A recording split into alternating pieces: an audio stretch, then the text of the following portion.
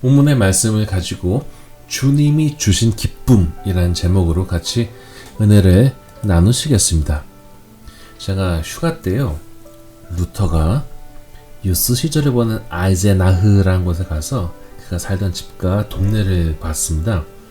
루터의 집에서 조금 나오면 산 너머에 그가 목숨을 걸고 성경을 번역했던 마르트부르크 성이 보입니다. 루터의 집 옆에는 바흐의 집이 있고요, 반대편으로 조금 가면 게오르크 교회가 있는데 이 교회에서 바흐가 세례를 받았고요, 가족들과 같이 신앙생활을 했다고 합니다. 이 교회에서 루터 역시 이전에 성가대를 하고 악기를 연주했는데 고향을 떠나서 친척집에 하숙하고 있었던 그가 돈을 벌기 위해서 했던 일이 남의 집 창문에서 노래를 부르는 것이었습니다. 당시 학생들이 노래를 잘하면 칭찬받고 돈을 받았지만은 어떤 경우에 노래가 엉망이면 주인에게 무안에 당하거나 욕을 먹는 일도 있었다고 합니다. 어느 날 루터가 어느 부잣집 아래에서 노래를 불렀는데 노래를 부르면서도 자신의 실력에 대한 자신감이 없었던 루터는 두려운 마음에 떨고 있었습니다. 그런데 노래를 시작하고 얼마 안 되어 덩치가 크고 무섭게 생긴 남자가 창문을 열더니 갑자기 막 뛰어오는 것이었습니다. 루터는 자기 노래에 기분이 상한 사람이 자기를 때리러 오는 줄 알고 도망가기 시작했습니다. 그러나 그 사람의 발이 더 빨랐고 잡히게 된 루터는 공포에 사로잡혔는데 그 사람이 학비에 있으라고 돈뭉치를 주는 것이었습니다. 이 사람은 학비를 벌기 위해서 노래하고 다니는 학생을 위해서 따뜻한 마음으로 선의를 베풀려고 한 것이었는데 이때를 회고하며 루터가 말하기를 자신이 목소리가 별로 좋지 않다는 열등감을 가지고 노래를 하다 보니 그 남자가 뛰어나온 것을 보고 자신을 해치는 것으로 여겼다는 것입니다. 그러면서 말하기를 두려움의 안경을 끼고 세상을 보면 세상의 모든 일들이 다 걱정과 염려로 가득 차 있고 믿음이라는 안경으로 갈아 끼면 세상에 다 감사하고 좋게 보이며 하나님의 손길이 보인다라고 했습니다. 그렇습니다. 우리는 모든 일에서 감사한 것을 찾을 수 있습니다. 종교개혁 당시 루터는 높은 사람들로부터 목숨을 위협당하는 협박을 받았지만 실제로는 좋은 가정과 유복한 삶을 살다 갔습니다. 우리 또한 자신의 신앙과 인생에 대해서 자신감이 없으면은 심지어는 상대편의 선의를 혼자서 왜곡하는 일들이 나타나는 것은 물론이고 중간중간에 있는 하나님의 연단하심에 대해서 인내하지 못합니다. 우리가 자신의 신앙에 대해서 자신감을 가지고 충만한 기쁨을 누리고 있어야지 어려운 시간 동안 헤쳐나갈 수 있는 힘을 가지게 됩니다. 많은 사람은 궁금할 것입니다. 어려운 시간을 어떻게 헤쳐나간단 말인가? 특히 신앙 공동체에서도 어려움이 밀려올 때 어떻게 해야 한단 말인가? 이 경우에 주변 사람들에게 실망하는 일들이 이미 나타났을 것입니다. 자신이 존경하던 혹은 좋아하던 사람이 실망스러운 모습을 보이면 자신의 신앙 자체가 동력을 잃어버려서 밑으로 떨어지는 경우들이 있는 것이죠. 그러나 내가 사람에게 실망했다고 내 신앙이 의미 없고 가치 없는 것이 되어버리고 반대로 내가 사람 때문에 기분 좋아지고 신이 났다고 내 신앙이 갑자기 중요한 것이 되었다고 받아들인다면 이런 감정적인 신앙에는 나는 길지 못합니다. 우리는 100m 레이스 앞에 서 있는 선수들이 아니에요. 금방 달리고 끝나는 경주가 아니라 평생을 달려나가는 레이스에 매일매일 서게 됩니다.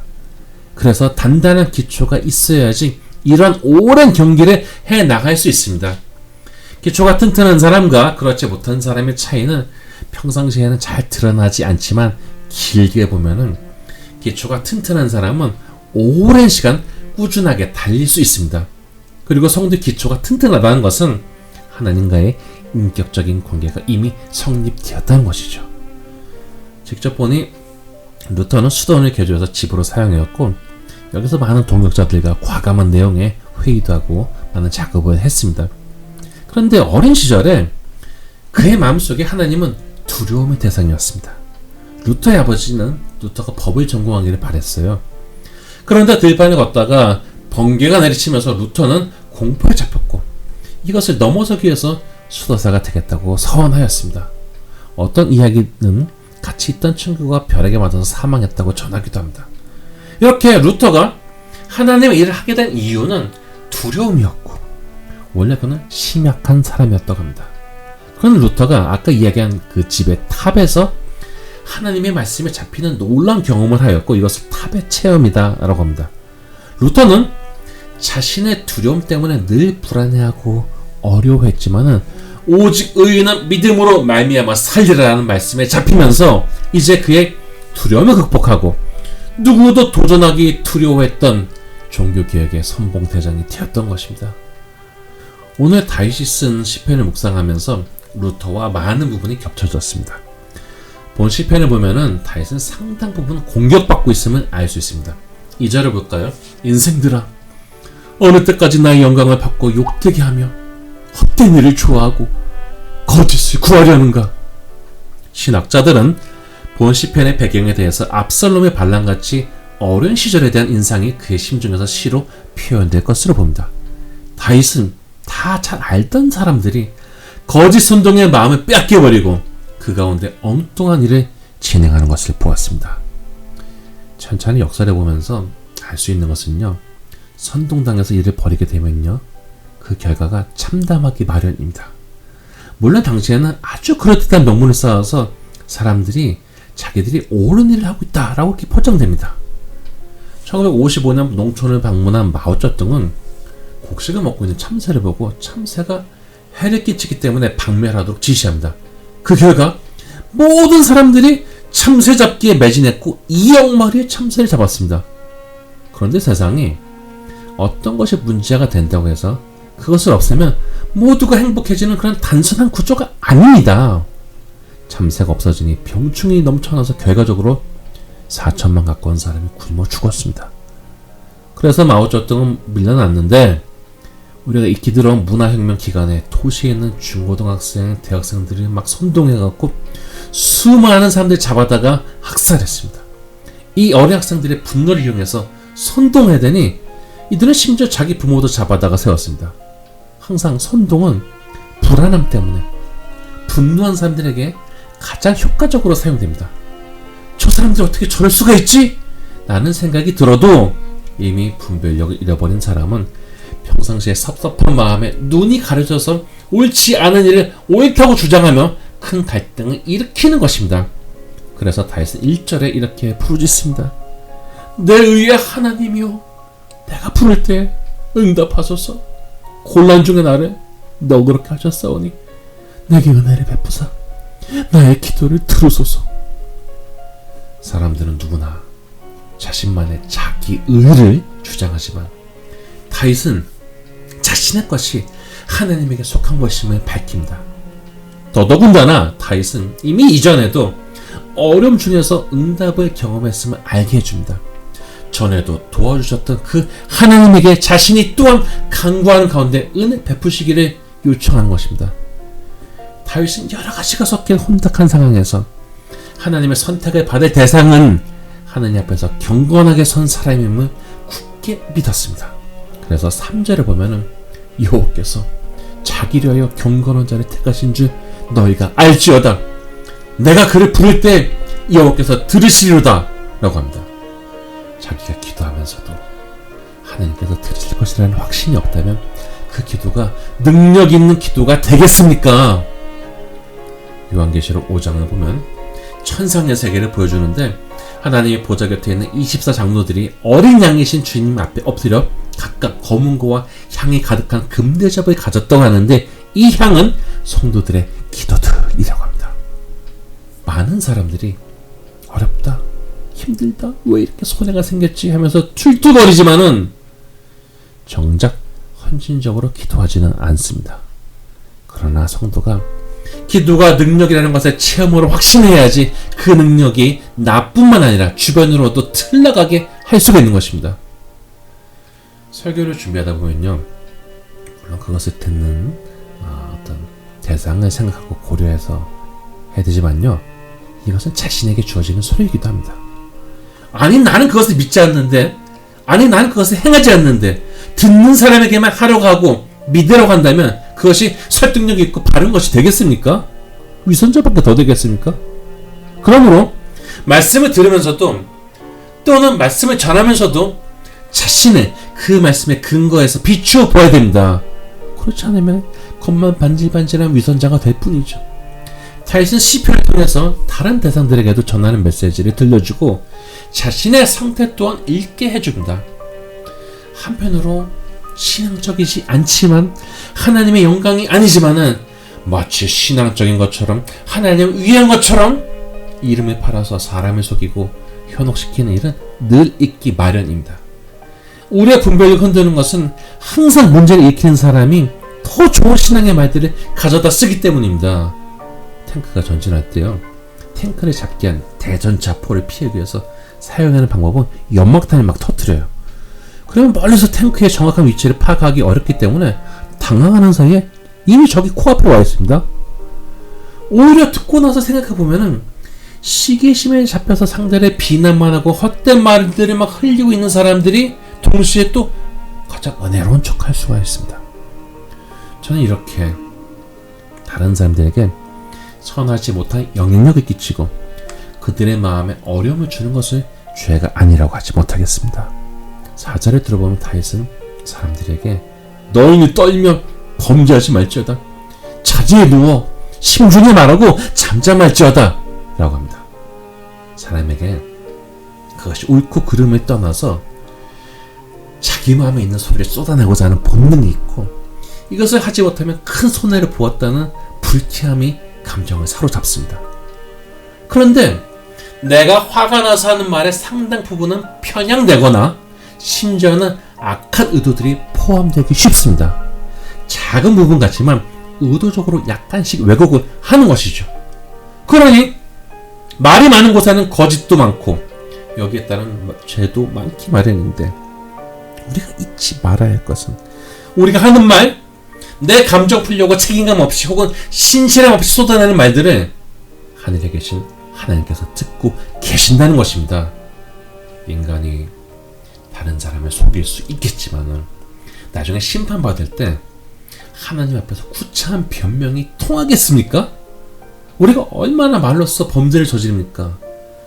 물론 우리는 입으로 쏟아내고 싶은 본능이 있기 때문에 본문은요, 자리에 누워서 자기 마음속으로만 하고 조용하라는 것입니다. 우리가 살면서 악한 소리를 하든지 아니면 장단에 맞춰주든지 악한 말하는 사람의 소리를 들어주면서 힘을 실어주든지 이것들은요 결국 현명하게 행동하지 못하는 것입니다. 여자 성도님들이 가장 싫어할 성경 구절인 그 디모데전서 2장 11절에서 12절을 생각하게 되는데요. 여자는 조용하라고 하지 않습니까? 그런데 실제로 초대교회만큼 여자들을 세워준 것이 없어요. 바울 또한 많은 여성 동역자들의 충성과 봉사에 대해서 적고 있습니다. 그런데 바울이 보니까 쓸데없이 돌아다니면서 말 만들고 다니는 여자들이 있었던 것입니다. 이것은 특정 대상을 의식하고 경계한 것으로 보아야 됩니다. 여러분도 봤을 것입니다. 한국 사람들은 쓸데없는 말을 너무 많이 한다고 화를 내던 막 그런 사람이 돌아서서 타겟이 다른 사람에게 정해지면은 자기가 좀 전에 비난하던 그 행위를 바로 한다는 것을, 우리는 마음이 불편할 때 그것을 퍼뜨리는 자가 되기보다는 하나님을 신뢰하면서 하나님이 주시는 회복과 능력을 힘입어야 합니다. 그래서 5절에 보니 의의 제사를 드리고 여호와를 의지할지어다 라고 합니다. 자신의 마음이 어려울 때 남들 앞에서는 비난을 쏟아내며 여기 거짓을 버텨 상대를 더 흠집내는 방법이 아니라 그런 상한 마음, 간절한 마음을 가지고 오히려 하나님 앞에 나와서 하나님의 선하신 개입하심을 기대하며 기도하는, 그리고 그것을 의지하는 것이 우리가 더 죄짓지 않으면서도 하나님과 더 가까이 서는 것이죠. 상황이 좋지 않을 때 사람들은 누가 이 문제를 해결하겠느냐, 누가 우리에게 좋은 것을 보이겠느냐, 이런 질문들을 하기 마련이지만 다윗은 6절에 이렇게 말합니다. 여러 사람의 말이 우리에게 선을 보일 자 누구냐 하오니 여호와여 주의 얼굴을 들어서 우리에게 비추소서. 믿음이라는 것은요 단지 현재 있는 자료나 숫자만을 가지고 분석하는 것을 넘어섭니다. 얼마나 많은 사람이 수치나 통계에 의해서 아예 믿음의 능력을 스스로 제한해 버렸는지 모릅니다.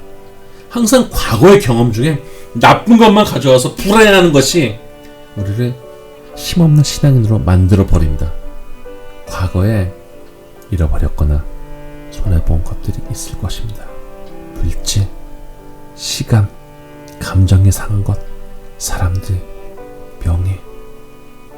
물론 잃었다는 것은 상당히 안타까운 일이지만은 세상을 살면서 어떻게 매일 좋은 일만 있고 이런 것이 쌓이는 일만 있겠습니까?